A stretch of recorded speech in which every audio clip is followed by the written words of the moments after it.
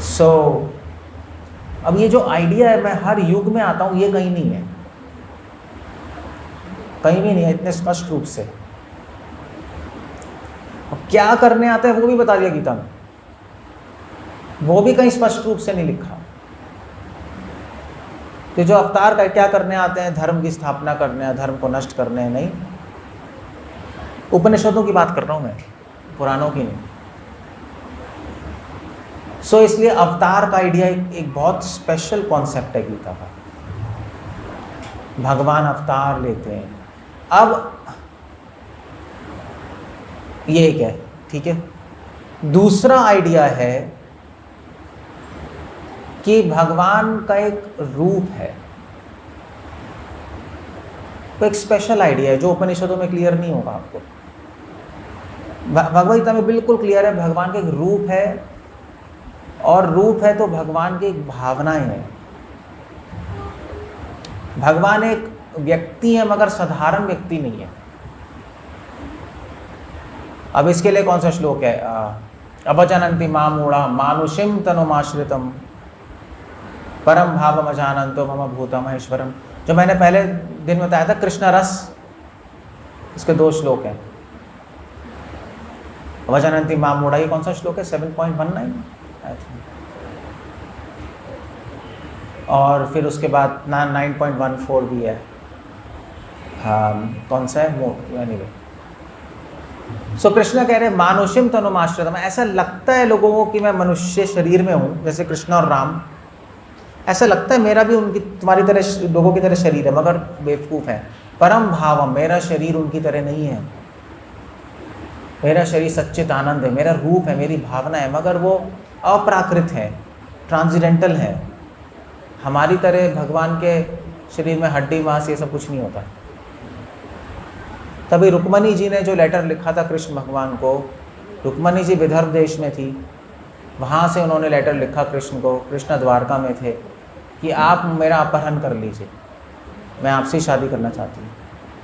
तो उन्होंने रीज़न क्या लिखा? उन्होंने लिखा कि मेरी इस संसार के जितने भी लोग हैं, सबका शरीर हड्डी मांस का बना है और मृत्यु होगी उनकी, ऐसे लोगों से क्यों शादी करूँगी? मैं आपसे शादी करना चाहती हूँ जिनका रूप सच्चित आनंद है, कि कभी मृत्यु नहीं होती।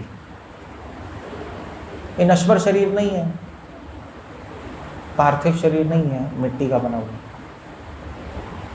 सो इसलिए ये दूसरा कॉन्सेप्ट है, भगवान का रूप है, भगवान की भावनाएं हैं। अब ये एक स्पेशल कॉन्सेप्ट है गीता में, मतलब उपनिषदों में एक्सपेक्टेड नहीं है ये। गीता उपनिषद है ना ये, तो फिलोसॉफिकल बुक है, फिलोसॉफिकल बुक में बताया नहीं गया ये सब, पुराणों में बताया गया है कथाओं के अनुसार। तो ये बहुत इंपॉर्टेंट है, क्योंकि लोग कहते हैं भाई पुराणों में दिया है भगवान का रूप है, मगर वेदों में उपनिषद में नहीं है, इसलिए हम उसको नहीं मानते। गीता में तो है। सो भगवान का रूप है, भगवान की भावनाएं हैं। नाउ दैट्स परम भावम अजानन्तो। हरे कृष्ण। गया। भगवान की भावनाएं हैं, उनके इमोशंस हैं, वो सोचते हैं, वो फील करते हैं।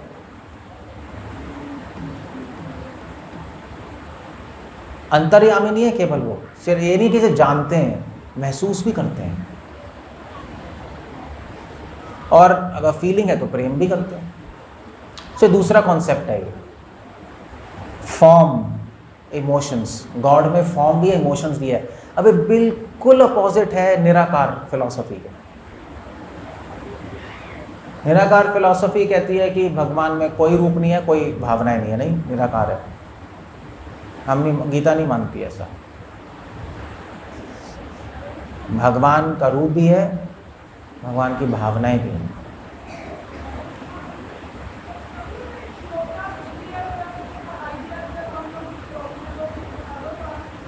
कौन सा? 9.14, 7.19 यही है ना? I have to check it, but as far as I remember यही है। हाँ 9.14 तो नहीं है, sorry, I got it wrong. 7.19 तो होगा जहाँ तक मुझे याद है। वो जानती, ओ सॉरी 9.11, 9.11 है और 7.14 ही होगा शायद, 9.11 और 7.14 भी नहीं है, डैम 7.24 एंड 9.11, हाँ 7.7वां अध्याय का 24वां श्लोक, 9वें अध्याय का 11वां श्लोक, ये दो है श्लोक। मानुषिम तनुमाश्रितम, मानुषिम का मतलब ये नहीं है, लोग कहेंगे भाई देखो कृष्णा कह रहे लोगों को लगता है कि मैं मनुष्य ऐसे शरीर में हूँ, मगर मनुष्य ऐसे शरीर में नहीं हूँ। मानुषिम, मेरे भी 2 हाथ है, मेरे भी 2 टांग है, मेरे भी, कृष्णा देख लो सेम है। लोगों को लगता है हमारे जैसे, नो।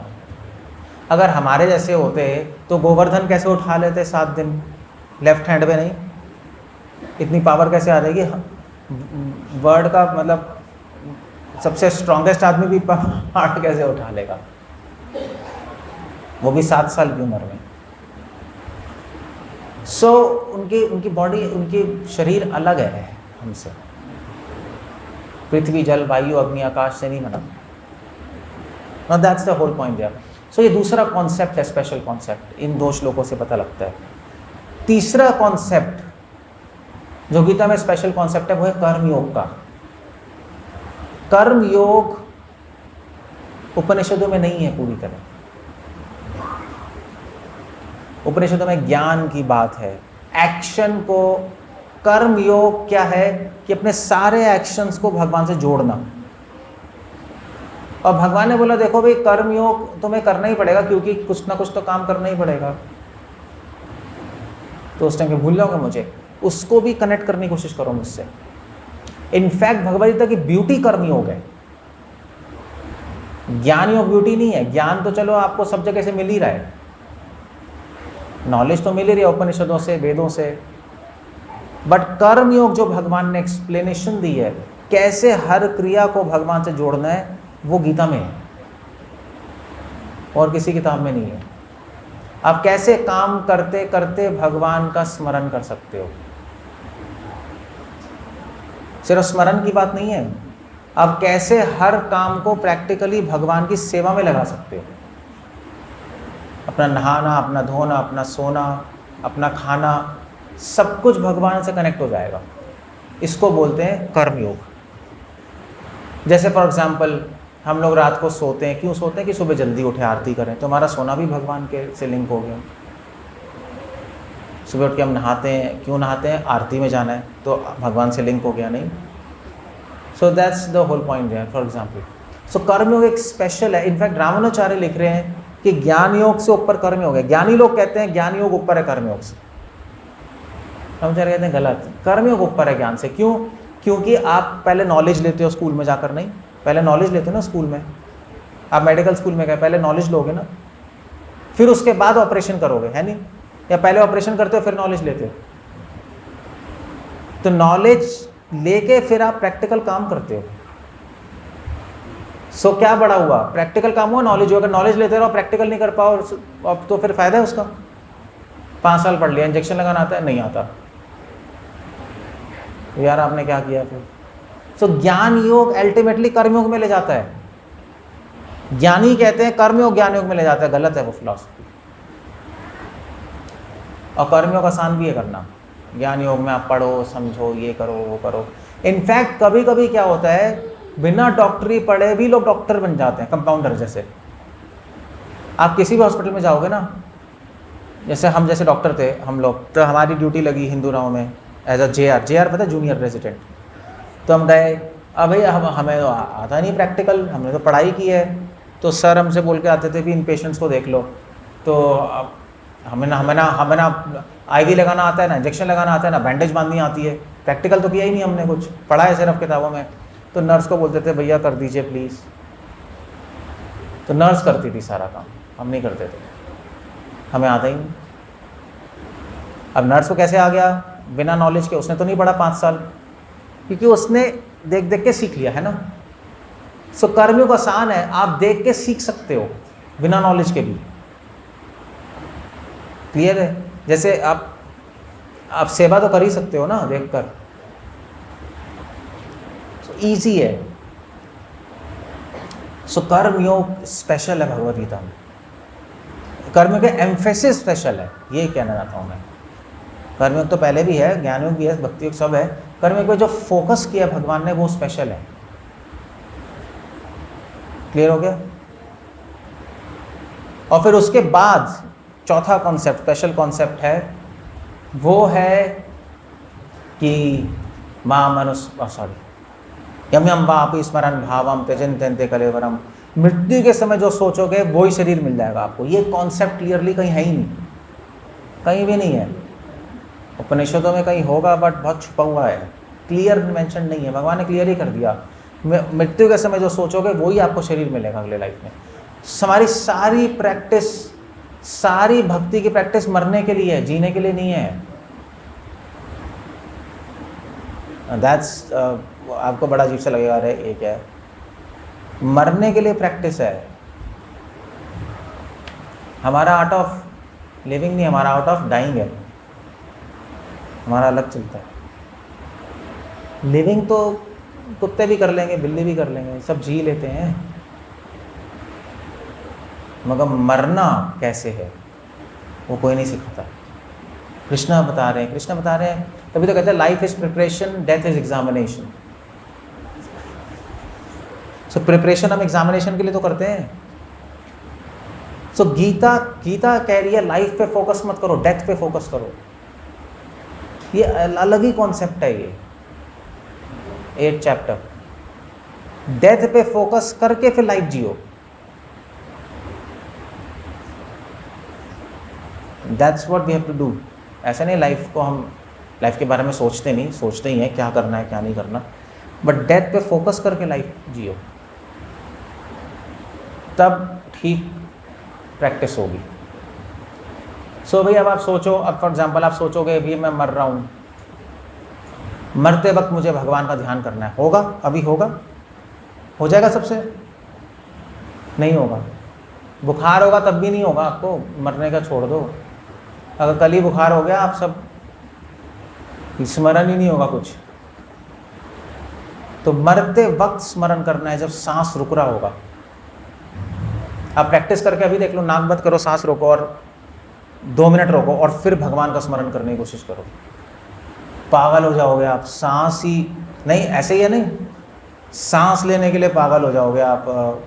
या वो छोड़ो, आप अगर सांस नहीं रोक सकते, अब अपना मुंह बाल्टी में डाल लो पानी में, 1 मिनट तो बहुत लंबा टाइम है, 30 सेकेंड्स घड़ी देखते रहो और फिर भगवान का स्मरण करो। हरे कृष्णा माइंड, हरे कृष्णा कुछ नहीं होगा, आपको बस निकल के सांस लेनी है। नहीं, यही होगा ना, सांस का ही ध्यान आएगा, भगवान का ध्यान नहीं आएगा, फिर आपको भूल जाओगे सब। मृत्यु के समय इससे भी बदतर हालत होती है, ये तो कुछ भी नहीं है।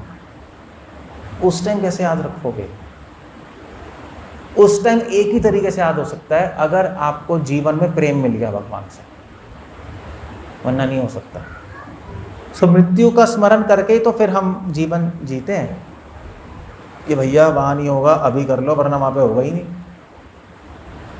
सब भूल जाओगे। सो ये स्पेशल है, डेथ पे फोकस कर रहे हैं भगवान। यम यम वापि स्मरण भावम त्यजन्त्यन्ते कलेवरम, मृत्यु के समय सोचोगे वही शरीर मिलेगा। Absolutely clear concept. सो आप पूरे लाइफ भक्ति कर लो, मरते वक्त आपने कुत्ते क्या ने सोचा तो क्या बनोगे अगले जीवन में? क्या बनोगे? क्या बनोगे? कुत्ता, मगर डिवोटी कुत्ता, क्योंकि पूरी लाइफ में डिवोशन भी की है ना, तो कुत्ता बन जाओगे आप। मगर हो सकता है किसी मंदिर के पास बन जाओ, किसी डिवोटी किसी धाम में बन जाओ कुत्ता। सो वो डिवोशन बेस नहीं जाएगी, मगर डिवोशन तो आपने की है, वो तो अंदर है ही, मगर आपने कुत्ता का सोच लिया तो कुत्ते का शरीर मिल जाएगा। बहुत बड़ी प्रॉब्लम है नहीं? सो अगर मान लीजिए मरते वक्त, अभी लोग कहते हैं यार कि अब हम मंदिर आते हैं, वो डिवोटी ऐसा है, वो डिवोटी ऐसा है, वो डिवोटी ऐसा है, ठीक है। आप मरते वक्त उस डिवोटी के बारे में सोच लोगे तो वो उसका शरीर मिल जाएगा। फिर आप सोच तो रहे हो वो ऐसा है, वो ऐसा है, वो ऐसा है, वो ऐसा है, आपको वही शरीर मिल जाएगा, फिर आप भी वैसे बनोगे अगले जीवन में। तो बहुत बड़ा रिस्क है ये, इसलिए प्रैक्टिस, तभी तो कृष्ण कह रहे सम, सबके सारे सिचुएशन में इक्वाइट समान माइंड रखो, वरना फंस जाएगी बुद्धि इधर उधर। सो ये कौन सा कॉन्सेप्ट है, स्पेशल कॉन्सेप्ट? अरे कौन सा है, थर्ड है फोर्थ है? फोर्थ कॉन्सेप्ट हो गया। ये फोर्थ स्पेशल कॉन्सेप्ट है गीता में। हम अम्बापि स्मरण भावम त्यजन्ते केवलम, मेरे को क्लियरली कहीं नहीं मिलेगा, कहीं देखने को नहीं मिलेगा, कहीं भी नहीं मिलेगा आपको। ओके, इसलिए गीता सब पढ़ते हैं, गीता तभी तो स्पेशल मानी जाती है क्योंकि स्पेशल है, स्पेशल कॉन्सेप्ट्स हैं। ओके, उसके बाद फिफ्थ कॉन्सेप्ट जो गीता में सब बहुत स्पेशल है वो है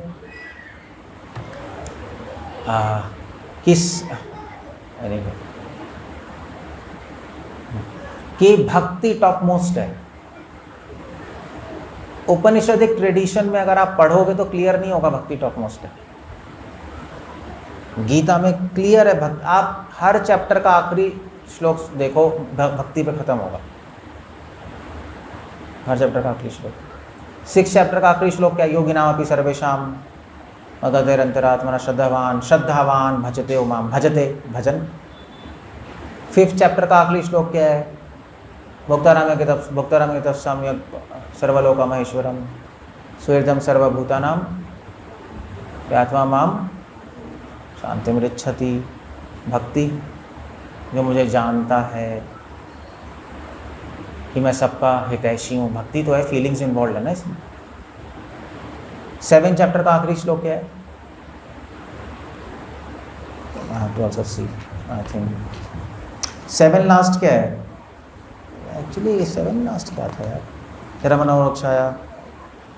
7 लास्ट नहीं देखेंगे हम, 7 सेकेंड लास्ट देखेंगे क्योंकि लास्ट में तो अर्जुन ने, भगवान ने, वैसे 7 लास्ट ही, लास्ट देख लो आप।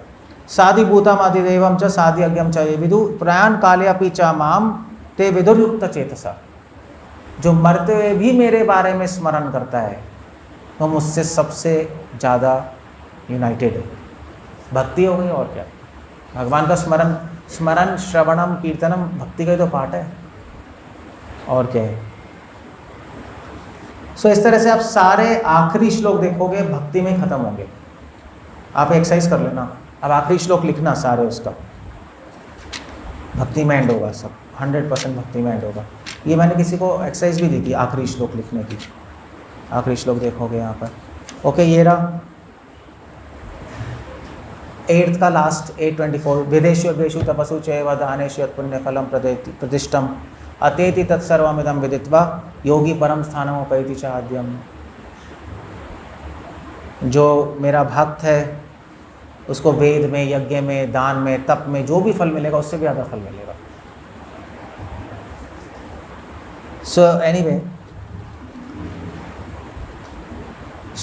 तो ये बात है, भक्ति को सर्वश्रेष्ठ रखा गया है गीता में। कुछ लोग कहेंगे नहीं योग को रखा है, ध्यान को रखा है, बट अगर आप पूरी भक्ति पढ़ो, पूरी गीता पढ़ोगे ध्यान से तो भक्ति सर्वश्रेष्ठ है। ओके, 7th कॉन्सेप्ट, 7th कौन सा है? 6th स्पेशल कॉन्सेप्ट है शरणागति। भक्ति की बात आती है तो शरणागति की बात आती है। भक्ति की एंट्रेंस है शरणागति। अब भक्ति में जाएंगे कैसे? भक्ति मतलब क्या है? भगवान का 24 घंटे स्मरण, उनसे प्रीति, उनमें रुचि। वो कैसे होगी? वो शरणागति से होगी। तो शरणागति भक्ति का द्वार है, जो कि गीता में क्लियरली मेंशन्ड है। मामेकम शरणम, 18 चैप्टर, कौन सा श्लोक है? 66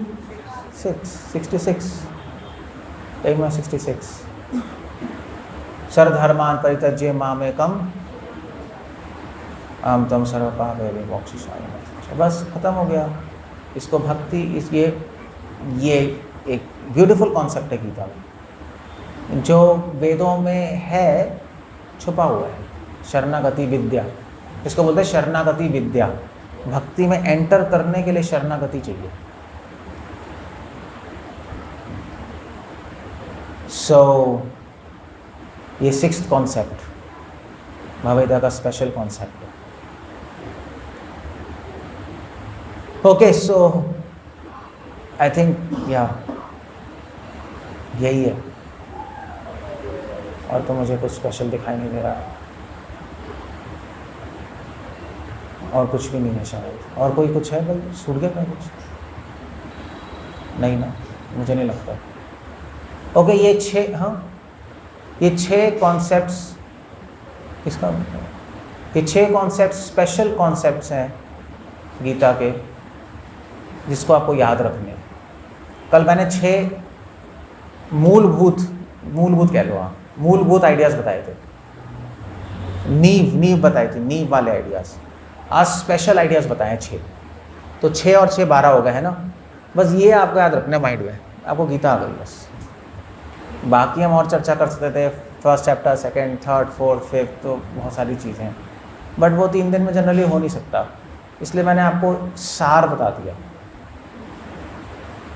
इसके सिवाय 7th कॉन्सेप्ट भी लिख लो, ये भी इंपॉर्टेंट है। 7th कॉन्सेप्ट 15 चैप्टर के आखिरी श्लोक, आखिरी के 4-5 श्लोक। 7th कॉन्सेप्ट है कि चाहे कोई बद्ध जीव हो चाहे मुक्त जीव हो, दोनों ही कृष्ण के इक्वल नहीं हो सकते। मुक्ति के बाद भी आप भगवान के इक्वल नहीं होगे। अपरिमितस्तमन्यम, कैसे, धर्म पुरुषो लोके शरश्चक्षरे वच शर सर्वाणि भूतानि कूटस्थम अक्षरम उच्यते। उसके बाद क्या है, अपरस इतस्त्वन्यम परमात्मेति उदाहरता यो माम जानाति पुरुषोत्तम। ये सारे आखिरी के श्लोक हैं, 16, 17, 18, 19, 20 ऐसे ही है, यहीं से शुरू होते हैं। 16, 17, 18, 19, 20, 15 चैप्टर, 20 श्लोक हैं। सो कृष्णा कह रहे हैं कि संसार में 2 तरह के लोग, एक बद्ध एक मुक्त, मैं दोनों से परे हूँ। तो ऐसे नहीं मुक्ति के बाद आप कृष्णा बन जाओगे, गलत कॉन्सेप्ट है।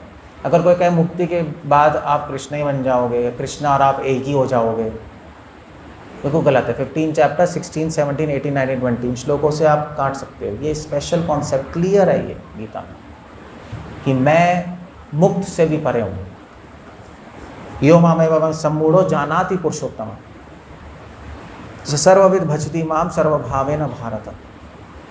और कृष्ण कह रहे हैं जो ये जानता है कि मैं मुक्त से भी परे हूँ और सर्व भजती और मेरा भजन करता है पूरे प्रेम के साथ, वो सबसे टॉप मोस्ट है। बस खत्म हो गया। ये 7 स्पेशल कॉन्सेप्ट हैं गीता के। सो अगर ये आप कॉन्सेप्ट्स अपने माइंड में रखोगे, आइडियाज़ को, तो आपको गीता पता है पूरी। That's it. हरे कृष्ण। श्रील प्रभुपाद की जय।